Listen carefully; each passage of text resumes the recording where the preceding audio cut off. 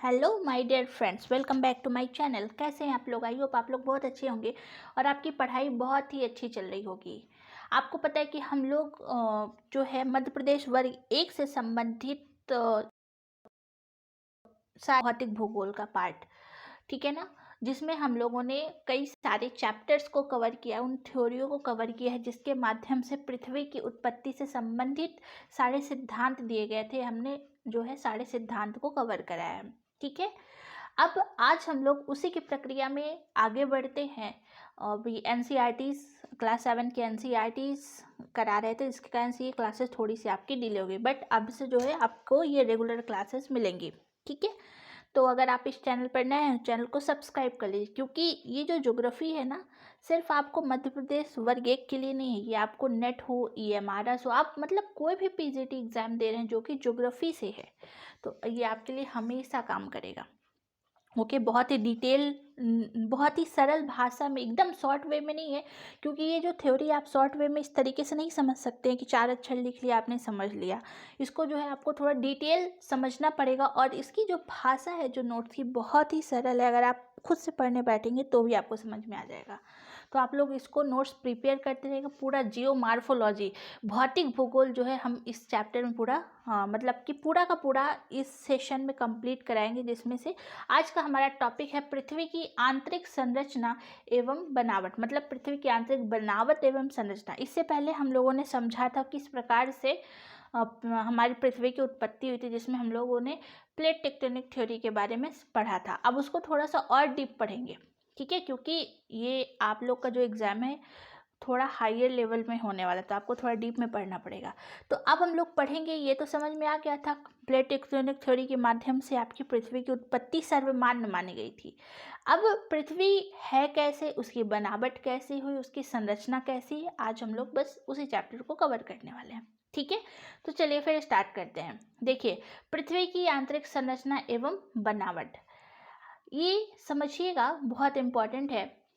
विज्ञान के विज्ञान भूकंप के अंतर्गत, यानी भूकंप की जानकारी के पहले पृथ्वी की आंतरिक भाग के विषय में जानकारी। देखिए, इससे पहले हमने जितने भी थ्योरीज कराई, उन सभी थ्योरीज में पृथ्वी की उत्पत्ति संबंधी सिद्धांतों को पढ़ा, जिसमें प्लेट टेक्टोनिक थ्योरी सर्वमान्य मानी गई। उन्होंने बताया कि विस्फोट हुआ, जिसके कारण से हमारी गैलेक्सी का निर्माण हुआ, जिसमें हमारा पूरा सोलर सिस्टम है, ठीक है। अब वो पृथ्वी कैसी है, उसकी बनावट कैसी है, ठीक है, उसके बारे में समझेंगे। तो ये बोल रहा है कि पहले पृथ्वी का आंतरिक भाग जो अर्थ है, उसके अंदर क्या क्या चीज़ें हैं उसके बारे में समझने वाले हैं, ठीक है। और इसी बारे में पूरी की पूरी जानकारी भी आपको बताई गई है। अब देखिए आगे क्या बोला जा रहा है, नीचे की ओर बढ़ता हुआ दबाव, साथ ही घनत्व भी बढ़ेगा। मतलब देखिए, ये जैसे पृथ्वी है, ठीक, आप जैसे जैसे पृथ्वी के अंदर की तरफ जाते जाएंगे, तो वो जितना आप अंदर जाएंगे उतना ज़्यादा आप नीचे की ओर जाने पर दबाव और घनत्व दोनों ही बढ़ेगा। ये देखिए बढ़ रहा है ना, मतलब कि अप्रोक्स जैसे आप ऊपर हैं और अंदर पृथ्वी के आंतरिक भाग पे जाएंगे, तो दबाव भी बढ़ता चला जाएगा, घनत्व भी बढ़ेगा, एवं बढ़ता हुआ तापमान की वजह से आंतरिक भाग के विषय में जानकारी मिली, यह अनुमान लगाया गया। मतलब ये पता चला कि जब हम पृथ्वी के अंदर जाएंगे तो पृथ्वी के अंदर बहुत हाई टेम्परेचर है, बहुत हाई प्रेशर है, बहुत ज़्यादा डेंसिटी यानी घनत्व है, ठीक है। 3 चीज़ें हैं पृथ्वी के अंदर, क्योंकि यही तरीके हैं ना, इन्हीं के माध्यम से पता लगाया गया क्या क्या चीज़ें पृथ्वी के अंदर। अगर आप पृथ्वी के अंदर जाएंगे तो एक तो दबाव बहुत ज़्यादा है, घनत्व तो बहुत ज़्यादा है, और तीसरा तापमान, जैसे जैसे आप जाएंगे टेम्परेचर बहुत हाई है, अंदर तो एकदम से लावा है। ये हमने प्लेट टेक्टोनिक थ्योरी में भी आपको पढ़ाया था और समझाया था, ठीक है। अब देखिए आगे क्या बोल रहा है, तो ये पहला अनुमान लगाया गया कि इसके ये सारे अनुमान हैं कि पृथ्वी के अंदर दबाव बहुत ज़्यादा है, घनत्व तापमान बहुत ज़्यादा है, ठीक है, तभी वहाँ से लावा निकलता है, पहला अनुमान। अब दूसरा अनुमान क्या लगाया गया, दूसरा अनुमान ज्वालामुखी क्रिया के आधार पर लगाया गया। मतलब दूसरा अनुमान ज्वालामुखी, भाई जो हमारी पृथ्वी है, ये ज्वालामुखी विस्फोट होता है, ज्वालामुखी विस्फोट होता है जिससे कि लावा निकलता है। तो भाई दूसरा अनुमान ये रहा कि कुछ तो है अंदर, तब तो ज्वालामुखी क्रिया निकल रही है। तो दूसरा अनुमान कि अंदर कोई गरम गरम टेम्परेचर वाली चीज़ है जिसके माध्यम से पत्थर पिघल के बाहर निकल रहे हैं, दूसरा अनुमान लगाया गया। ठीक है, अब यानी कि और ये साबित भी हुआ, प्लेट टेक्टोनिक थ्योरी में भी सिद्ध किया गया था कि जो पृथ्वी है अंदर काफ़ी गर्म है।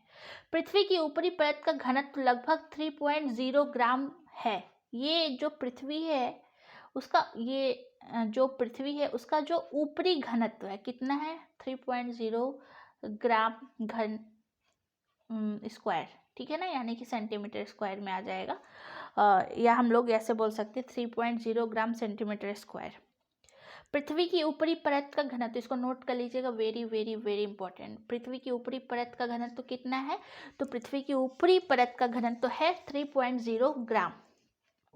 पूरी पृथ्वी का घनत्व, ये सिर्फ ऊपरी जो परत है ना, यानी जैसे आप अभी हम पढ़ाएंगे क्रस्ट मेंटल कोर, तो जो ऊपरी परत है उसका घनत्व 3.0 ग्राम सेंटीमीटर स्क्वायर। ठीक है, पूरी पृथ्वी का घनत्व कितना है, 5.0 सेंटीमीटर स्क्वायर। नोट करिएगा, वेरी इंपॉर्टेंट। ठीक है, आई होप आपको इतनी बातें समझ में आ रही होगी। हम लोग क्या पढ़ रहे हैं, हम लोग पढ़ रहे हैं पृथ्वी की आंतरिक संरचना, क्योंकि हमने इससे पहले देखा था कि पूरी की पूरी पृथ्वी आपकी तैयार हुई थी, बनी थी प्लेट टेक्टोनिक थ्योरी के आधार पर। पृथ्वी कैसी है, अब आपको पता चला कि जैसे जैसे हम पृथ्वी के अंदर जाएंगे तो यहाँ का टेम्परेचर भी बढ़ेगा, दबाव भी बढ़ेगा, घनत्व भी बढ़ेगा, और इसी के आधार पर पता किया गया कि अंदर कुछ जलती हुई चीज़ है, गरम गरम चीज़ है, जो लावा ज्वालामुखी विस्फोट होता है। और पृथ्वी की ऊपरी परत का घनत्व कितना है, 3.0 ग्राम घन सेंटीमीटर, और पूरी पृथ्वी का घनत्व है 5.0 घन सेंटीमीटर। ठीक है, इतनी बातें समझ में आ गई होंगी। अब देखिए, अब आगे क्या हुई बातें। अब ऐसा अनुमान लगाया गया कि सामान्य तौर पर पृथ्वी की आंतरिक घनत्व 11.0 घन सेंटीमीटर माना जाता है। मतलब ये सब अनुमान वाली चीज़ें थी। अनुमान लगाया गया कि सामान्य तौर पर पृथ्वी की आंतरिक घनत्व, यानी देखिए सबसे पहले हम देखा ऊपरी परत, क्योंकि पृथ्वी की 3 लेयर होती है ना, अभी आपको पढ़ाएंगे भी, क्रस्ट मेंटल और कोर। क्रस्ट मेंटल और कोर, ऊपरी परत का घनत्व कितना था, 3.0 ग्राम। ठीक है, पूरी पृथ्वी का घनत्व कितना था, 5.0 ग्राम सेंटीमीटर स्क्वायर। अब बताया जा रहा है आंतरिक घनत्व, अंदर का घनत्व जो है अप्रोक्स, यानी कोर वाला जो अंदर का घनत्व है, अंदर का अनुमान लगाएगी, क्योंकि वहां तक पहुंच पाना ही संभव नहीं है ना, पृथ्वी का आंतरिक छोर तक आप कैसे पहुंच सकते हैं। तो 11.0 ग्राम, ये तीनों घनत्व को लिख लीजिएगा, 11.0 ग्राम घन सेंटीमीटर स्क्वायर। ठीक है, चलिए अब आगे देखिए। तो ये आपकी आंतरिक परत, यानी जो अंदर वाली परत है उसका है 11.0 घन सेंटीमीटर। अब यह अनुमान लगाया गया कि कोर का घनत्व सबसे ज़्यादा है। मतलब ये 3 थे आपके, पूरी पृथ्वी का मतलब है यहाँ पे कि ये बीच वाला 3 थे, पृथ्वी का 3 हिस्सा, ऊपर वाले का घनत्व 3.0 ग्राम घन सेंटीमीटर, बीच वाले का 5.0 घन सेंटीमीटर। ठीक है ना, इसी में संपूर्ण पृथ्वी शामिल कर लिया गया। बट कोर का घनत्व अनुमान लगाया गया कि 11.0 सेंटीमीटर, यानी सबसे ज़्यादा घनत्व किसका, कोर यानी अंदर वाले पार्ट का।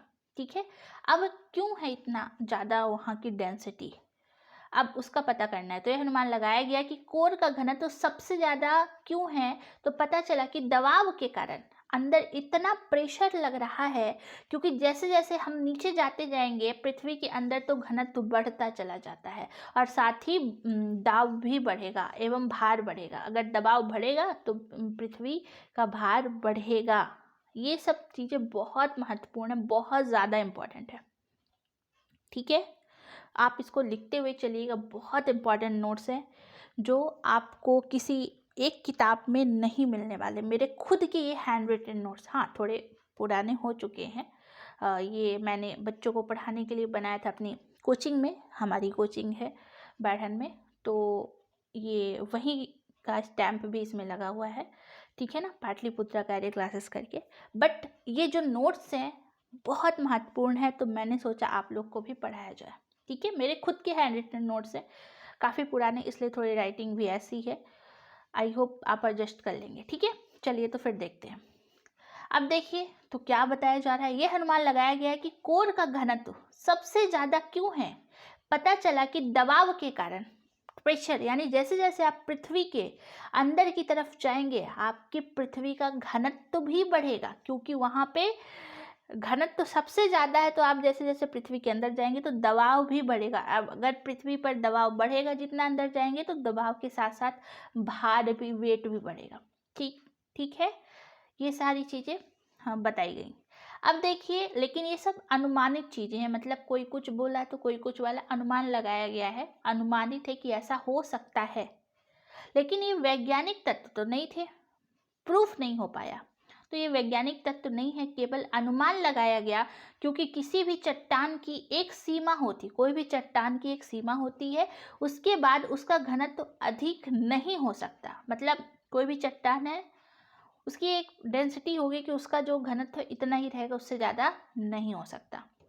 चाहे दबाव कितना भी बढ़े, लेकिन घनत्व बढ़ने की सीमा निश्चित होती है। कितना भी आप उस चट्टान पर प्रेशर दीजिए, लेकिन डेंसिटी बढ़ने की उसकी सीमा है, उससे ज़्यादा नहीं बढ़ सकता। ये तो इसलिए जो पीछे की चीज़ें थी वो एक अनुमानित चीज़ें थी, लेकिन आपको फिर भी नोट करना है। ओके, तो निष्कर्ष क्या निकला, निष्कर्ष क्या निकलता है, निष्कर्ष ये निकलता है कि कोर, यानी जो सबसे अंदर वाला भाग है, क्रस्ट मेंटल कोर, तो जो अंदर वाला भाग है, कोर स्वयं ऐसे पदार्थों का बना है, जैसे निकिल हमने पढ़ाया था ना आपको, प्लेट टेक्टोनिक थ्योरी वाला जब सेक्शन पढ़ा रहे थे कि कोर में क्या पाया जाता है, कोर में पाया जाता है नीफे, निकिल और फेरट। तो कोर जो है ऐसे पदार्थों का बना हुआ है जिसका भार और घनत्व दोनों काफी अधिक होता है। और वो दो पदार्थ कौन से हैं, वो हैं आपके निकिल और फेरट। ठीक है, निकिल और नीफे इसको कहते हैं, निकिल और फेरट, ये दो, यानी जो कोर है वो किन तत्वों से बना हुआ है, तो वो दो तत्वों से बना हुआ है जिसको बोलते हैं निकिल और फेरट। ठीक है, निकिल और फेरट। अब आगे बात करते हैं, आगे क्या बोल रहा है, पृथ्वी पर कई बार उल्का पिंड भी गिरते हैं। मतलब कभी कभी होता है ना, पृथ्वी पर बहुत सारे उल्का पिंड गिरते हैं, तो उल्का पिंडों से पता चला कि कोर जो है सीफे, मतलब कि SI एवं Fe खनिज पदार्थों से मिलकर बना है, जिसका भार और घनत्व अधिक होता है। मतलब कोर जो है यहाँ पे N होगा, सॉरी, तो नीफे, कोर जो है नीफे से बना हुआ है। ठीक है, यानी निकिल और फेरट, उल्का पिंड जो गिरते हैं उनके आधारों पर भी पता चला, क्योंकि वो काफ़ी आंतरिक जाते हैं इस वजह से। ठीक है, तो यहाँ आप इसको जो है N कर लीजिएगा, हम नोट्स में सुधार देंगे। तो पृथ्वी पर कई बार उल्का पिंड गिरते हैं, तो उल्का पिंडों से पता चला कि कोर जो है नीफे खनिज पदार्थों से मिलकर बना है, जिसका भार और घनत्व तो क्या होता है, अधिक होता है। यानी कि ये तो कंफर्म हो गया कि जो अंदर जो भी चीज है, आप जैसे जैसे पृथ्वी के अंदर जाएंगे तो उसका घनत्व, टेम्परेचर, दाब सब बढ़ेगा। क्यों, कारण क्या है, कारण है वहाँ नीफे का मौजूद होना। नीफे मतलब निकिल और फेरट, या फेरस बोलते हैं उसको। ठीक है, चलिए अब आगे देखते हैं। तो पृथ्वी की आंतरिक बनावट के विषय में कुछ निष्कर्ष निकाले गए। क्या निष्कर्ष निकाले गए, ज्वालामुखी क्रिया के दौरान लावा निकलता है, जैसे ज्वालामुखी विस्फोट होता है तो क्या होता है, लावा निकलता है। तो यह माना गया कि पृथ्वी के भीतर ऐसी कोई परत हो जो तरल रूप में है, मतलब कुछ तो है पृथ्वी के अंदर आंतरिक भाग में जो लिक्विड फॉर्म में है, क्योंकि जब अंदर वो बाहर निकलता है तो लिक्विड फॉर्म में होता है। लेकिन नीचे जाने पर चट्टानों का दबाव भी तो बढ़ता है, यानी कि अंदर चट्टानें हैं और वहाँ पर दबाव बढ़ेगा, और वह दबाव पृथ्वी के भीतर किसी भी अवस्था को तरल रूप में नहीं रहने देगा। अगर दबाव बढ़ रहा है तो इसका मतलब, दबाव अगर बढ़ रहा है तो कोई भी चीज़, सारी चीज़ तो वहाँ लिक्विड नहीं है, तभी तो जो है घनत्व तो बढ़ रहा है और दबाव बढ़ रहा है।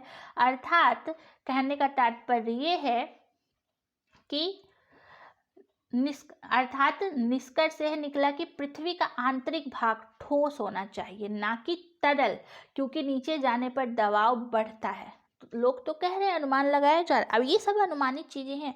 लोग तो कह रहे हैं कि अंदर जो चीजें हैं वहाँ पे कुछ कह रहे हैं तरल है, और कुछ का कहना है कि दबाव बढ़ रहा है, लेकिन दबाव अंदर जाने पे कैसे बढ़ेगा? क्योंकि अगर दबाव बढ़ेगा तो अंदर की जो चीज़ें हैं वो तरल नहीं होनी चाहिए, वो ठोस होनी चाहिए। ठीक है, ये अनुमान लगाया गया। ठीक है, अब ये भी वैज्ञानिक तत्व नहीं, यानी फिर से कंफ्यूजन कि ये तो पता चला कि अंदर ठीक है, चलो नीफे पाया जाता है, जिसके कारण से जो चीज़ें हैं वह अंदर तरल रूप में भी हो सकती है और वहाँ का जो टेम्परेचर घनत्व तो बढ़ सकता है नीफे के कारण। बट अगर दबाव भी बढ़ रहा है तो फिर लावा कैसे हो सकता है वहाँ लिक्विड? क्योंकि जहाँ भी दबाव बढ़ेगा वहाँ ठोस फॉर्म भी होना चाहिए। ठीक है, तो यह भी वैज्ञानिक तत्व नहीं है, केवल अनुमान लगाया गया। भूकंप विज्ञान की जानकारी मिलने के बाद ही वैज्ञानिक तत्व का पता चला। जब सडनली भूकंप आता है और भूकंप के साक्ष्य प्राप्त होते हैं तब फाइनल डिसीजन पता चलता है। अभी ये सब चीज़ें सारे हमारे विज्ञान के जितने भी भूगोलवेत्ता हैं सब जो है अपना अपना अनुमान लगाते हैं, और ये सब आपको नोट भी करना है, बहुत इंपॉर्टेंट नोट्स है। ठीक है, अर्थात भूकंप विज्ञान की एकमात्र ऐसा साक्ष्य है जो पृथ्वी की आंतरिक बनावट के बारे में कुछ वैज्ञानिक साक्ष्य उभर करके सामने आते हैं। भूकंप विज्ञान की जानकारी प्राप्त हुई अचानक से, और भूकंप विज्ञान की जानकारी के आधार पर ही फाइनल डिसीजन का पता चल पाया है कि कितना जो है क्या चीज़ें जो है सही हैं और क्या चीज़ें गलत। ठीक है, तो चलिए स्टार्ट करते हैं आगे का। तो आई होप आपको ये लेक्चर पसंद आ रहा हो तो लाइक ज़रूर करिएगा, उन लोगों तक भेजिएगा जिनको वास्तविकता में इसकी ज़रूरत है, क्योंकि फ्री ऑफ कॉस्ट है और इस तरीके से आप पूरे यूट्यूब में देख लेंगे। इतना मतलब फ्री ऑफ कॉस्ट कितनी सारी चीज़ें आपको कोई प्रोवाइड नहीं कर रहा है। ठीक है, और मेरा मानना है कि जो चीज़ें आप प्रोवाइड करें वो ऑथेंटिक होनी चाहिए। ठीक है ना, ऐसी वैसी चीज़ें नहीं जो बस व्यूज़ बढ़ाने के लिए किया जा रहा हो, ये चीज़ें बिल्कुल सही नहीं है। जो एकदम एक्चुअल हो, और ये मेरी खुद की मेहनत है जो हम आपको दे रहे हैं। ठीक है, तो चलिए स्टार्ट करते हैं आगे। अब फाइनली क्या होता है, भूकंप के दौरान पृथ्वी पर 3 प्रकार की तरंगे। अब फाइनली ये पता चलता है कि जो भूकंप है, भूकंप के दौरान पृथ्वी पर 3 प्रकार की तरंगे उत्पन्न होती हैं। जैसे भूकंप आता है तो अंदर जो है 3 प्रकार की वेव्स बनती हैं। प्राथमिक वेव्स जिसको प्राइमरी वेव्स कहते हैं, सेकेंडरी वेव जिसको द्वितीयक वेव कहा जाता है, एक होती धरातली वेव जिसको लॉन्गिट्यूडनल वेव्स कहा जाता है। प्राथमिक, द्वितीयक और धरातलीय। क्या? प्राथमिक, द्वितीयक और धरातलीय यानी प्राइमरी वेव्स, द्वितीयक यानी सेकेंडरी वेव्स और धरातलीय वेव्स। ठीक है, समझ में आया? 3 वेव्स यानी जब भूकंप की उत्पत्ति होती है ना तो 3 तरंगे बनती हैं। ठीक है, जो पी वेव होगी इसको प्राइमरी पी से दर्शाया जाएगा ऐसे, यानी सेकेंडरी वेव को ऐसे, और लॉन्गिट्यूडनल को एल से दर्शाया जाएगा। अब आप एस वेव्स को देखिए। एस वेव जब ऊपर पृथ्वी की आंतरिक जाती है, मतलब जैसे ये देखिए यहाँ तक जा पा रही हैं, ये एस वेव्स है जो ऐसे तिरछी चल रही हैं। अभी सारी चीज़ें समझ में आ जाएगी। पी वेव्स भी ऐसे चल रही हैं, लेकिन ये पी वेव्स थोड़ा और अंदर जाती हैं, पी वेव्स जो हैं और अंदर जाएंगी। एस वेव्स बस धरातल प्राथमिक तरंगे हैं तो इतना ही जाती हैं, आधा। पी वेव्स बहुत अंदर तक चली जाती हैं। ठीक है, चलिए इन तीनों तरंगों में से पी वेव तथा एस वेव से ही पृथ्वी की आंतरिक बनावट की निश्चितता सामने आई। मतलब ये जो पी और एस वेव्स तरंगे हैं इन्हीं के माध्यम से साबित हो पाए कि एक्चुअल सच क्या है पृथ्वी का, आंतरिक बनावट की कुछ। क्योंकि पृथ्वी इतनी गहरी है कि कोई भी चीज़ अंदर तो जा नहीं सकती, पता लगाया जा सकती कि अंदर क्या है, लेकिन जो भूकंप की तरंगे हैं उससे अनुमान लगाया गया। आंतरिक बनावट की कुछ निश्चित साक्ष्य सामने आते हैं जिसको हम लोग समझने वाले हैं। चलिए आगे देखते हैं हम लोग। पृथ्वी के भीतर 2 ही तरंगे होती हैं, एक पी और एस। अगर घनत्व समान हो तो पी तथा एस वेव्स हमेशा सीधी जाएंगी। मतलब पृथ्वी के अंदर 2 प्रकार की तरंगे होती हैं, एक होती है पी वेव, एस वेव। मतलब अंदर बोल रहा है, क्योंकि जो एल वाली हैं वो धरातल पर ही रहती हैं ऊपर, तो जो पी और एस वेव है ना यह अंदर जाती हैं। ठीक, और पी और एस वेव हमेशा सीधी जाएंगी, मतलब अंदर जो है सीधी ही जाएंगी ये वेव्स। तो इससे पता चलेगा कि अंदर जो है कितना घनत्व है। लेकिन अगर सीधे ना जाकर ये मुड़ जाए, मतलब अगर सीधी जा रही हैं तो पता चलेगा कि अंदर डेंसिटी है, ज़्यादा है, इसलिए सीधी जा रही है। लेकिन अगर ये मुड़ जाती हैं और मुड़ने के बाद वो अलग अलग दिशा में फैल जाती हैं, तो पृथ्वी के भीतर अलग अलग घनत्व वाली परतें हैं जो सीधी न जाकर सतह की तरफ मुड़ जाती हैं। ठीक है, बात समझ में आई? चलिए इसको डायग्राम के माध्यम से समझते हैं। अगर कोई भूकंप की तरंगे, जहाँ भी केंद्र बनेगा पृथ्वी का कोई हिस्सा जहाँ से भूकंप की उत्पत्ति हो रही है, क्योंकि पृथ्वी गोल है, कहीं से भी होगी तो वो पूरे मतलब कि वो अंदर की तरफ जाएगी कहीं से भी। तो अगर भूकंपी तरंगे एक सीधी रेखा में जा रही हैं तो इसका मतलब पृथ्वी के आंतरिक भाग में घनत्व समान है, डेंसिटी समान है। ठीक है, और वो सीधी रेखा में जा रही है।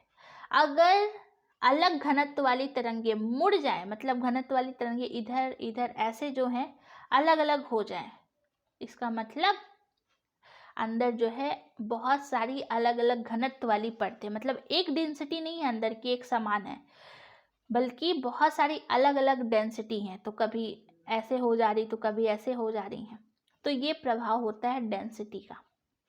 तो फाइनली कौन सी तरंगें मुड़ती हैं, कौन सी क्या होता है, वो चीज़ों को हम लोग समझते हैं अभी।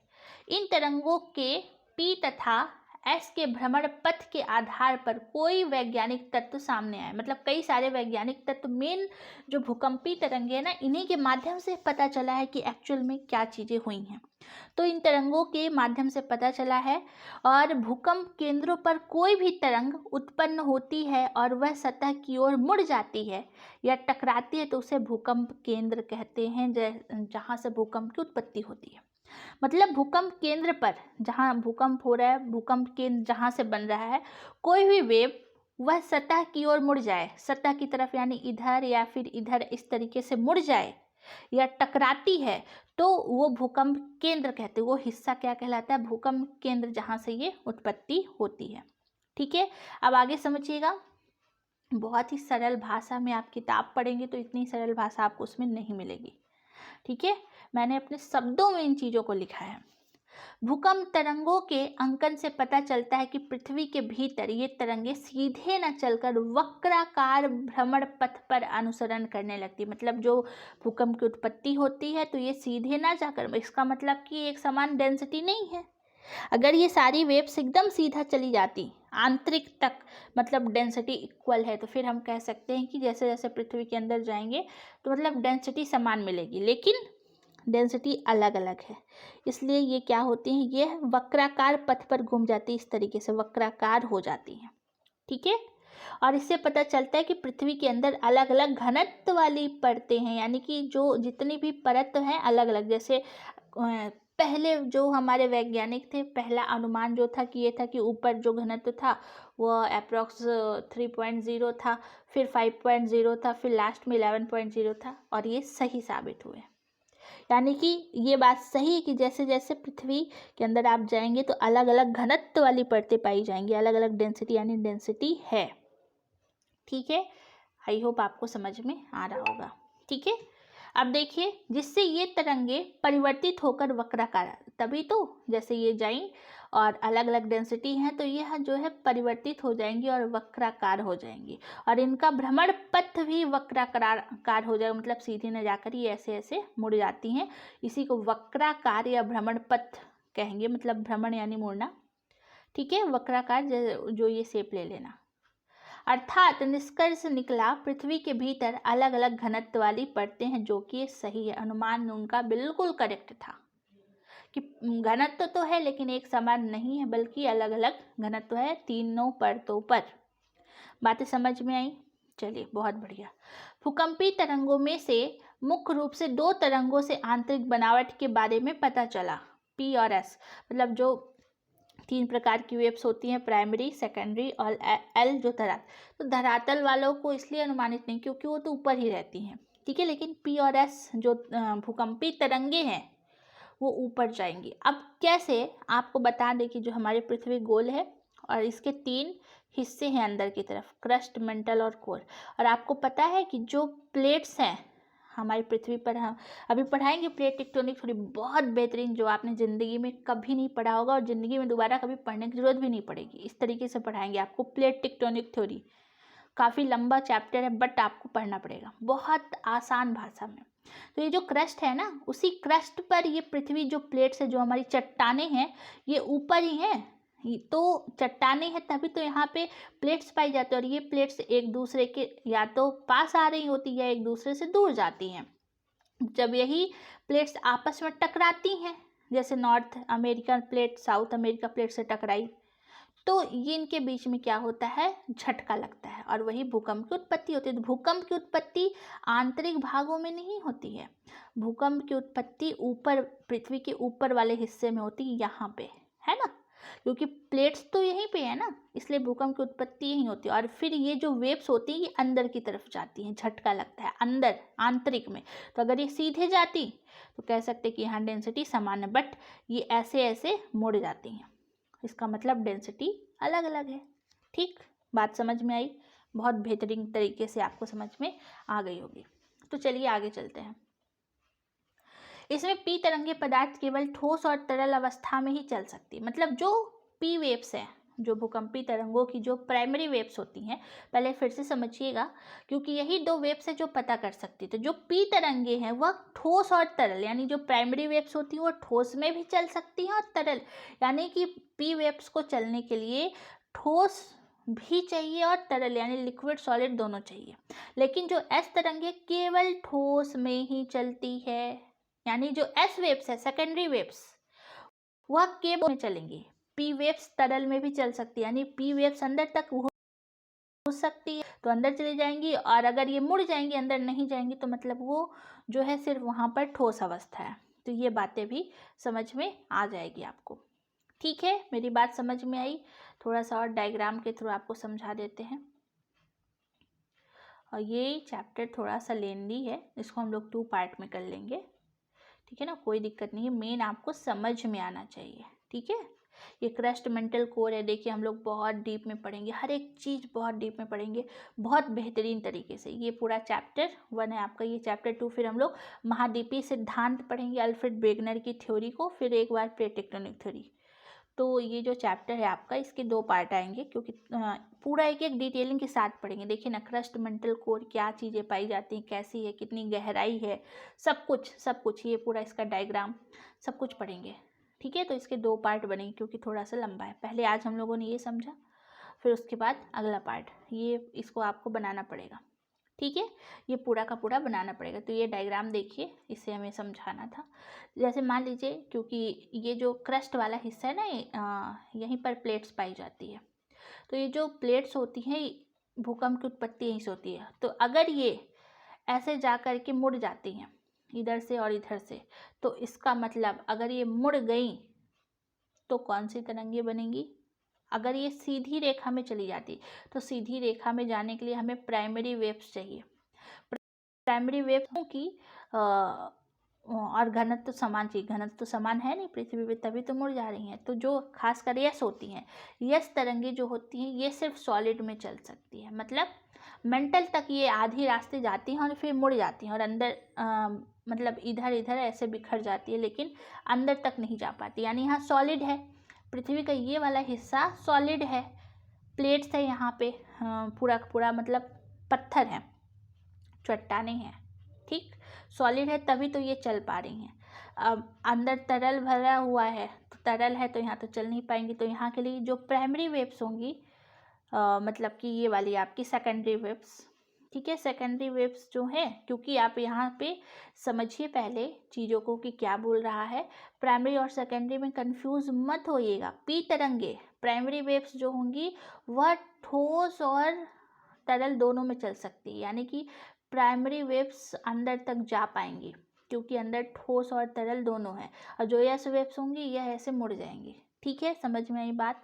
यही चीज़ें बोल रहा है। चलिए आगे चलते हैं।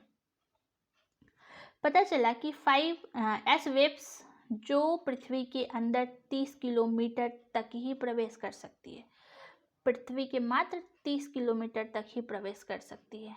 ऐसे बना लेते हैं, तो मात्र 30 किलोमीटर तक ही प्रवेश कर सकती है ये एस वेव्स। क्यों? मैंने रीज़न बताया। क्या कारण है?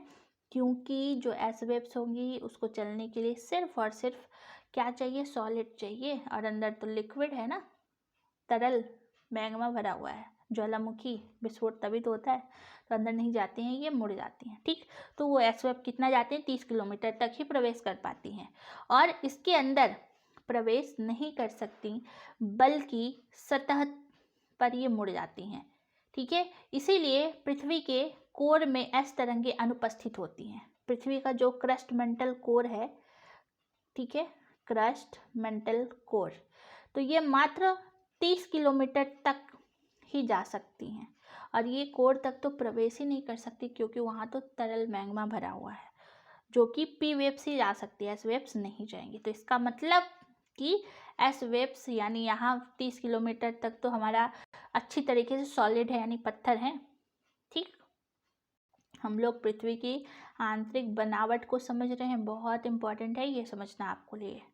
जबकि पी वेव्स ठोस एवं तरल दोनों अवस्था में संचरण कर सकती है, और पी वेव जो होती हैं वह ठोस में तो चलेंगी, क्योंकि ठोस से होके ही ना जाएंगी वो अंदर की तरफ, तो ठोस में तो चलेंगे ही, लेकिन वो अंदर तक प्रवेश कर सकती हैं, क्योंकि ये तरल में भी चल सकती हैं।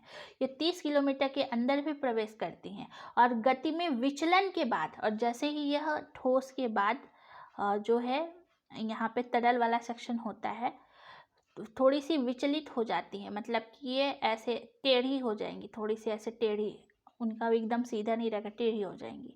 विचलन के बाद भी कोर अंतरिम तक को पार, मतलब विचलन के बाद भी कोर तक थोड़ा सा ये ऐसे टेढ़ी टेढ़ी होंगी, झटका ज़्यादा लगेगा, उनको थोड़ा और प्रेशर डालना पड़ेगा, लेकिन वो कोर तक, पृथ्वी के अंदर तक ये पहुंच सकती हैं, इनके अंदर वो कैपेसिटी है, क्योंकि पूर्ण रूप से ठोस नहीं है, बल्कि कुछ तरल भी अंदर क्या है?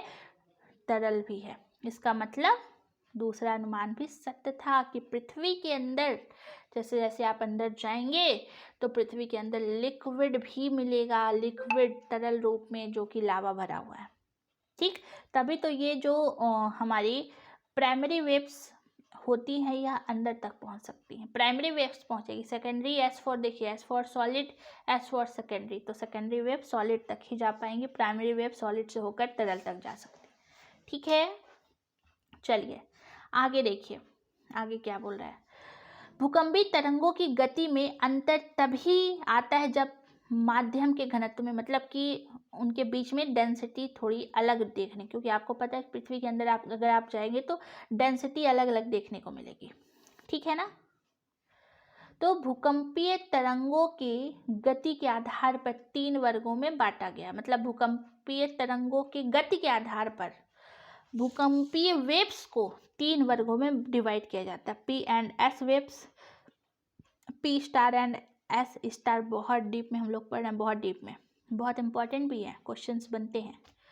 P G and S G waves, यह भूकंपी वेव्स के आधार पर है। वैसे भूकंपी तरंगे 3 होती हैं, लेकिन उनकी वेव्स यानी उनकी तरंगों के आधार पर 3 और प्रकार। ठीक है, और इससे यह पता चलता है कि पृथ्वी के अंदर 3 जगहों पर अंतर पाया जाता है, मतलब 3 जगह पर आपको डिफरेंस मिलेंगे, यानी कि 3 अलग अलग प्रकार की डेंसिटी मिलेगी। एक ऊपर वाले में 3.0, बीच वाले में 5.0 और लास्ट वाले में 11.0। ठीक है ना, ग्राम घन सेंटीमीटर स्क्वायर। अतः हम निष्कर्ष पहुंचा सकते हैं कि पृथ्वी के अंदर 3 अलग अलग घनत्व वाली परतें हैं, यानी कि अंदर पृथ्वी के क्या है? 3 परतें, ये साबित करता है, क्योंकि यही वेव्स 3 जगह इनमें चेंजेस होते हैं, एक तो सबसे ऊपर, दूसरा यही वेव्स ही हैं जिसके माध्यम से हम पता लगा पाए हैं कि पृथ्वी के अंदर 3 परतें पाई जाती, क्योंकि तीनों परतों में डेंसिटी अलग है। अगर डेंसिटी इक्वल होती तो एक ही परत होती। ठीक है, बातें समझ में आई हैं? बिल्कुल आई होगी, बहुत ही आसान भाषा में हम समझाने का प्रयास कर रहे हैं आपको। अतः भूकंप के साक्ष्यों के आधार पर पता चला है कि पृथ्वी की आंतरिक बनावट को 3 वृहत मंडलों में बांटा गया है, और पुनः भूकंपी तरंगों की गति के आधार पर आंतरिक बनावट को 3 वृहद मामलों में बांटा गया है। मतलब वही 3 वृहद मंडल बोले या आंतरिक संरचना 3 बोले या 3 आंतरिक संरचना एक ही बात है, ठीक है ना। या 3 बृहद मंडल में बांटा गया है उसके अंदर। और गति में अंतर के आधार पर भी 3 उपमंडल हैं, मतलब उसके अंदर के भी थोड़े आपको उपमंडल पढ़ने पड़ेंगे, वो बताएंगे आगे आपको। तो ये मंडल हैं, अभी समझिएगा। पृथ्वी के केंद्र का तापमान 5500 डिग्री सेल्सियस है। कितना? 5500 डिग्री सेल्सियस। पृथ्वी के केंद्र सेंट्रल का टेम्परेचर सोचिए 5500 डिग्री सेल्सियस है। इतना हाई टेम्परेचर है वहाँ का। कोई भी चीज़ वहाँ पे, कोई भी चीज़ होगी तरल रूप में अवस्था में आ जाएंगी। केंद्र में सब कुछ तरल अवस्था में है, सब कुछ तरल अवस्था में है। जो नीचे वाला सेक्शन है पूरा का पूरा तरल अवस्था से भरा हुआ है। पत्थर वत्थर सब कुछ पिघले हुए आपको दिखाई देंगे, सब कुछ तरल अवस्था में है, ठीक है ना। तो तरल अवस्था में होना चाहिए, लेकिन दाब के कारण थोड़े से कुछ डिफरेंसेस देखने को मिलेंगे, ठीक है। और जो कोर वाला हिस्सा है वो थोड़ा सा आपको ठोस देखने को मिलेगा। कोर यानी ऊपर का हिस्सा, ठीक है ना। क्रस्ट मेंटल कोर, मतलब ये कहा गया है कि दाब के कारण कुछ हिस्सा ठोस भी देखने को मिलता है। सब कुछ तरल अवस्था में है, लेकिन दबाव भी है। तो दाब अगर है तो कुछ चीज़ें आपको ठोस अवस्था में देखने को मिल सकती है। तो चलिए, ये तो हमने समझा। अब इसकी आंतरिक संरचना को समझते हैं। आपको ये डायग्राम बनाना है, ठीक है। थोड़ा सा इसको और नीचे करते हैं। हाँ, तो देखिए, आप पृथ्वी देखेंगे, ये पृथ्वी गोल है। पृथ्वी के एक टुकड़े को हम काट के उस पर चेक करते कि वो क्या है। एक टुकड़ा काट ली, जैसे आप पिज्ज़ा की स्लाइस काटते हैं ना, उसी प्रकार से। अब ये पूरा आंतरिक तक, मतलब अंदर लास्ट तक कट गई पृथ्वी, और इस हिस्से को हम लोग समझते हैं। बचपन से ये डायग्राम आप लोगों ने किताबों में देखा होगा, ठीक है। ऊपरी हिस्सा जो है इसको क्या कहते हैं? इसको कहा जाता है क्रस्ट। क्या कहते हैं? क्रस्ट, ठीक है। क्योंकि बताया गया ना कि 3 जगह घनत्व चेंज होते हैं, यानी 3 परतें। और जो दूसरी परत है इसको कहा जाता है मेंटल। क्या कहा जाता है? मेंटल। ये वाला हिस्सा आपका क्या है? मेंटल, ठीक। जो तीसरी परतें हैं इसको कहा जाता है कोर। क्या कहा जाएगा? कोर कहा जाएगा। तो 3 परतें पाई जाती है, क्रस्ट, मेंटल और कोर, ठीक है। अब इसके सब पार्ट्स भी हैं। सब पार्ट्स कौन कौन से हैं? तो मेंटल को 2 भागों में डिवाइड किया गया है। एक को कहेंगे ऊपरी मेंटल, एक को कहेंगे निचला मेंटल, ठीक है। कोर को भी 2 भागों में डिवाइड किया गया है। एक को कहा जाता है बाह्य कोर, जो बाहर वाला सेक्शन है, और एक को कहा जाता है आंतरिक कोर। ये डायग्राम आप बना लीजिएगा। तो मेन तो 3 पार्ट है, लेकिन इसके 2-2 इनको सब पार्ट्स भी, टोटल मिला के 5 हिस्से होते हैं। बेट आपको 3 ही क्वेश्चन पूछा जाएगा। पृथ्वी की आंतरिक संरचना के आधार पर पृथ्वी के अंदर कितने भागों में डिवाइड किया गया? तो 3। Crust, mental, core. वो मेंटल के सब पार्ट्स है, ऊपरी मेंटल, निचला मेंटल, और बाह्य कोर और आंतरिक कोर, ठीक है। तो ये समझिएगा, ये चीज़ें आपको समझ में आ गई। अब देखिए, जो क्रस्ट है, ऊपर वाले सेक्शन को क्रस्ट कहते हैं, या भूपर्पटी कहा जाता है, शुद्ध हिंदी, इंग्लिश में क्रस्ट कहते हैं, जो कि 0 से लेकर के मात्र 30 किलोमीटर तक होता है। और वो बताया गया ना कि जो एस वेव्स होती हैं वो मात्र 30 किलोमीटर तक ही जा सकते हैं, और फिर वो जो है ऐसे घूम जाएंगी। क्यों? क्योंकि अंदर जो है सॉलिड नहीं रहेगा, यानी ऊपर क्रस्ट पूरा सॉलिड है। प्लेट्स भी यहीं पाए जाते हैं, ठीक है ना। चलिए, जिसकी डेंसिटी आपको यहाँ पे कितना देखने को मिली थी? 2.0, अप्रॉक्स 3 के आसपास। अप्रॉक्स 2.90 से लेके 3.3 अप्रॉक्स बताया गया, इनके बीच में ही रहेगी। 2.0 से लेकर के 3.3 के बीच, ठीक है ना। तो ये 30, यानी 0 जहाँ हम लोग खड़े हुए रहते हैं, तो 0 से 30 किलोमीटर तक क्रस्ट पाया जाता है, जिसकी डेंसिटी है 2.0 से 3. अप्रॉक्स 3.0 आप रखिए, 3.0 यानी कि 3 के आसपास। अब जो दूसरा भाग आपको दिखाई दे रहा है, ये आपको पता है ये क्या होता है? ये होता है मेंटल, जिसकी जो गहराई होती है यह लगभग पृथ्वी के ऊपरी परत से 700 किलोमीटर, 30 किलोमीटर तक क्रस्ट, 700 किलोमीटर तक आप मतलब टोटल 29, 700 में तो ये सब पार्ट से डिवाइड हो जाते हैं कि ऊपरी मेंटल और निचला मेंटल।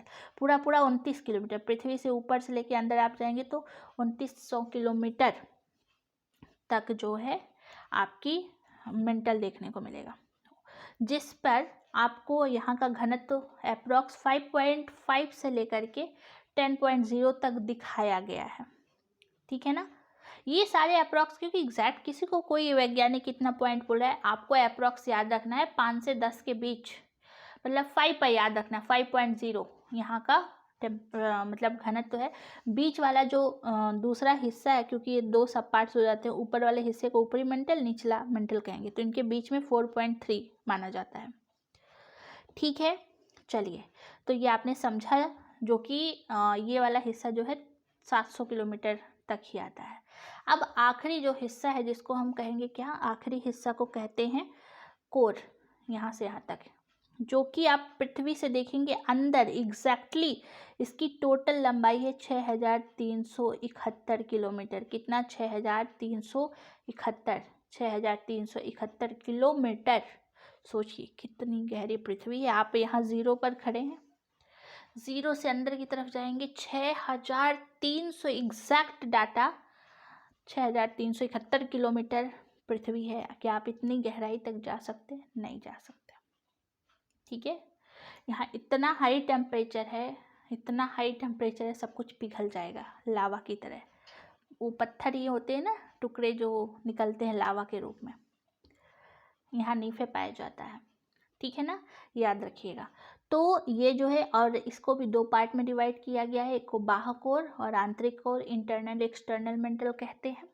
और ये जो बीच वाला पार्ट, सब पार्ट से 5100 किलोमीटर से डिवाइड किया, यानी 2900 और 6371 के जो बीच का 5100 मीटर वहीं से डिवाइड कर दिया गया है, और इसको 700 में डिवाइड किया गया। बीच वाला हिस्सा भी याद रखिएगा। ठीक है ना।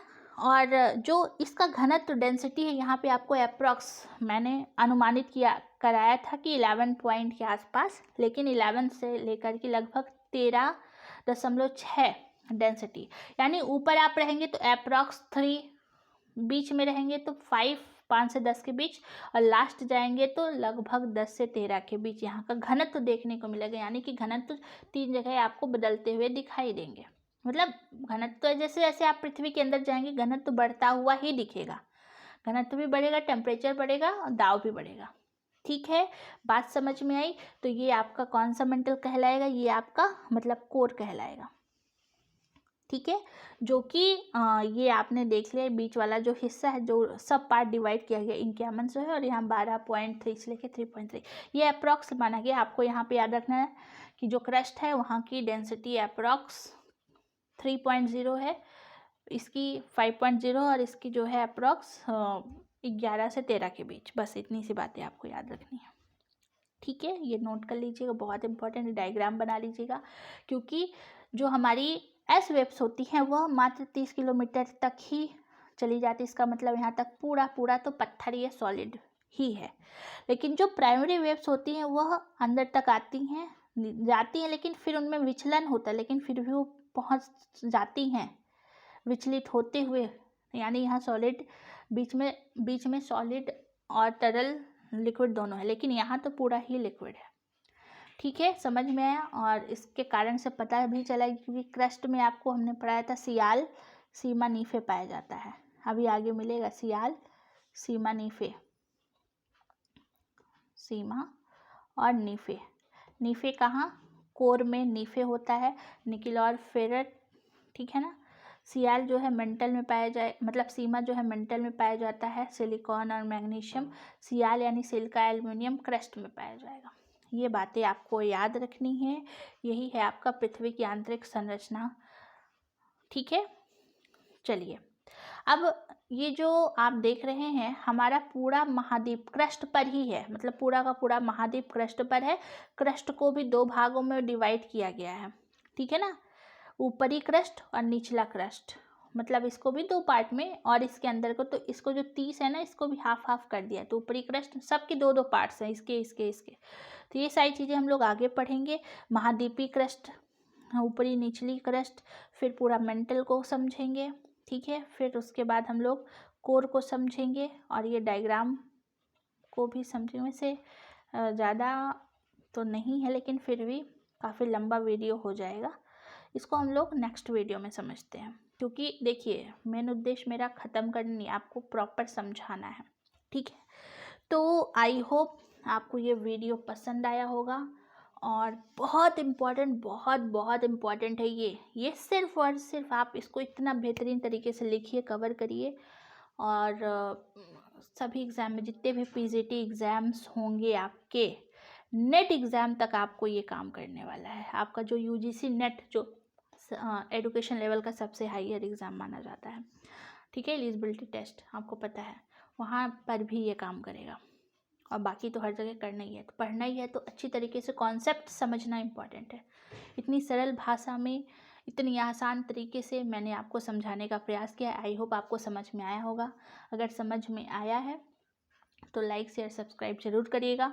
कोई भी प्रॉब्लम हो नीचे कमेंट में ज़रूर बताइएगा, ठीक है। तो ये जो वीडियोस है अब रेगुलर आपको मिलेगा और नोट्स बनाते चलिएगा। इसका पीडीएफ भी आपको मिलेगा, लेकिन 2 चैप्टर होने के बाद आपको दिया जाएगा, ठीक है। तो चलिए फिर मिलते हैं नेक्स्ट वीडियो में, पढ़ते रहिए। Thank you so much. जय हिंद।